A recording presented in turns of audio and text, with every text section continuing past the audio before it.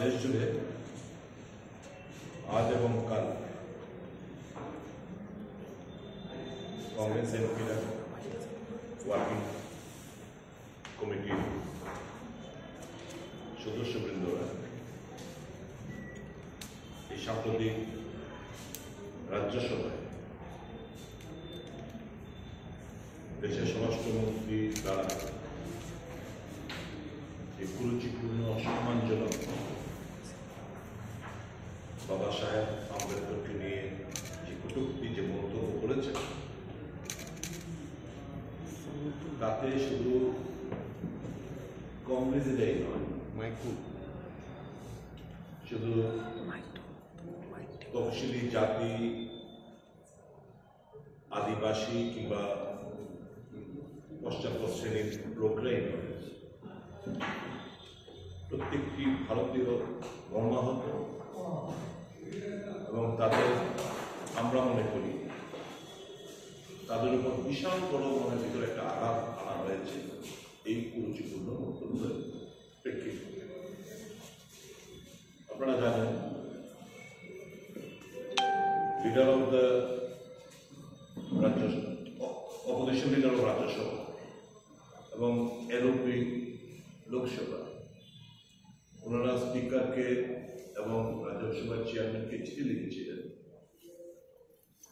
যেহেতু সংবিধান গৃহীত হওয়ার ৭৫তম বছর কনস্টিটিউশন নিয়ে একটা আলোচনা হোক পার্লামেন্ট, এবং স্পিকার এবং রাজ্যসভার চেয়ারম্যান তাতে সম্মতি জানিয়েছেন এবং আলোচনা শুরু হয়। আলোচনার পর থেকে কংগ্রেস যখন এই সংবিধান রচনা, তার অ্যাডপশন, তার গৃহীত হওয়ার প্রেক্ষাপট নিয়ে এবং বর্তমান কিভাবে সংবিধানের উপর আঘাত আনা হচ্ছে নিয়ে যখন একের পর এক বক্তারা বক্তব্য রাখতে শুরু করতেন, শাসক গোষ্ঠীর তরফ থেকে একে তো হচ্ছে তাদের তরফ থেকে কোনো আগ্রহ ছিল না, ইনিশিয়েটিভই ছিল না এ নিয়ে আলোচনা করা। যার যখন আলোচনা শুরু হলো প্রেসিডেন্টের তরফ থেকে, শাসক গোষ্ঠীর তরফ থেকে এই সংবিধানকে অবমাননা খাটো করে দেখানোর এবং তাদের যে মাইন্ডসেট, যে মনস্মৃতি চিন্তাধারায় যে আবদ্ধ, তার রিফ্লেকশন আস্তে আস্তে আমরা পেতে শুরু করব।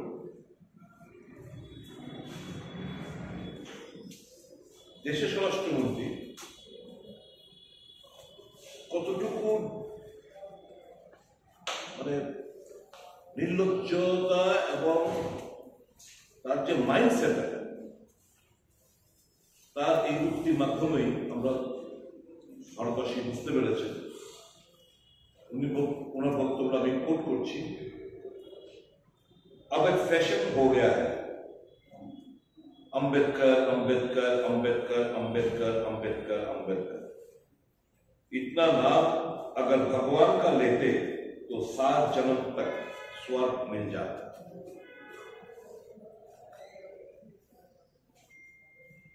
একটা কনস্টিটিউশন আমাদের সংবিধানের রচনাকারী এবং ফাউন্ডেশন, এই যে সংবিধানের আমরা বলতে founder figure, father of the constitution B R Ambedkar সম্পর্কে তাদের মাইন্ডসেট এবং রিফ্লেকশন এই রাজ্যসভায় দাঁড়িয়ে উনিশ সালে এই কথাগুলো বললেন।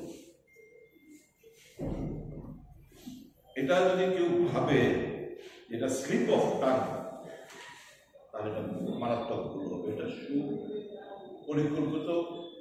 ওয়েল এহেড এটা চিন্তা করে এসে তাদের যে ভেতরে যে মাইন্ডসেট, যে ঘৃণা, এই সংবিধানকে তারা মান্যতা দিতে চায় না। তাদের মান্যতা হচ্ছে তাদের চিন্তা ভাবনা, আরএসএসের আইডিওলজি, যেহেতু মনুস্মৃতি, আনটাচেবিলিটি, কাস্ট বেসড মানে বিভক্ত করা, বিভাজন করা।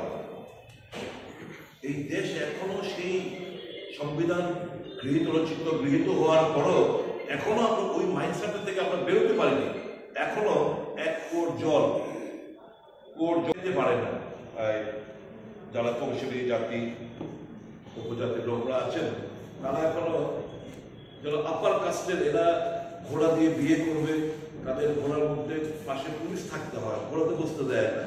স্কুলে পড়াশোনা করতে দেয় না। এই সমস্ত বিরুদ্ধেই তো এই সংবিধানে যে অর্জিত যে তফসিলি জাতি, আদিবাসী এবং ওবিসিদের যে রক্ষা কবচ সংবিধান, এটার উপর আঘাত আনতে ব্যস্ত হচ্ছে এই শাসক গোষ্ঠী। কাজে আমরা দেখলাম তার রিপেন্টেন্স নেই, অনুশোচনা নেই, কোনো এই দুঃখ প্রকাশ নেই, স্টেটমেন্ট উইথড্র করার কোনো আগ্রহ নেই, বরঞ্চ নেতৃত্ব এটাকে জাস্টিফাইড করা এবং মানুষের দৃষ্টি অন্যত্রে ঘুরে দেওয়ার লক্ষ্যে এই একটা নাটক মঞ্চস্থ করলেন। রাহুল গান্ধী নাকি ধাক্কা দিয়েছে এরকম করে, মানে হেডলাইন টিভি পর্দা থেকে, ন্যাশনাল মিডিয়া থেকে হেডলাইনটা ঘুরিয়ে দেওয়ার জন্য এই সমস্ত নাটক, মিথ্যে নাটক তারা এখানে পরিবেশিত করল। আমরা মনে করি ভারতবর্ষের সংবিধান শুধু একটি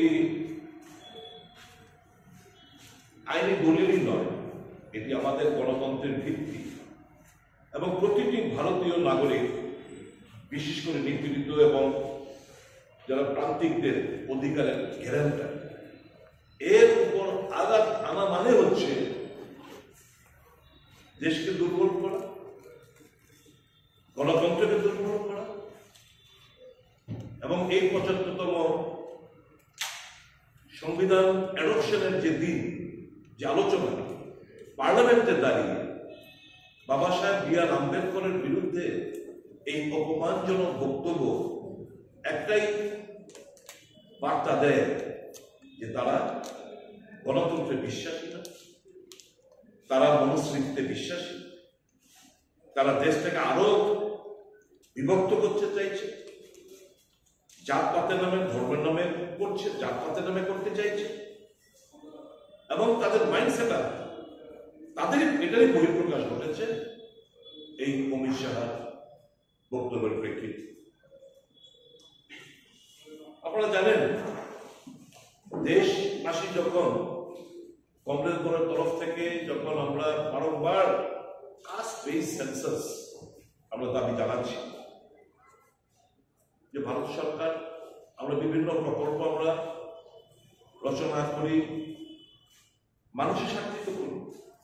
কারণ তোমার কাছে যদি কাস্ট বেস সেন্সাস না থাকে, কারা পিছিয়ে পড়া বা কারা অর্থনৈতিক দিক দিয়ে পিছিয়ে পড়ে রয়েছে, তাহলে তুমি প্রকল্পগুলো, এই যে কংগ্রেস জামানায় বিভিন্ন প্রকল্প রচিত হয়েছে, গৃহীত হয়েছে, কার্যকরী হচ্ছে, একটা বিরাট সেকশন আদিবাসী হোক, তফসিলি জাতি হোক, পশ্চাৎপদ শ্রেণীর হোক এবং আরো যারা খুব ট্রাউন পিপল রয়েছে, তাদের স্বার্থে কিন্তু এই কর্মসূচিগুলো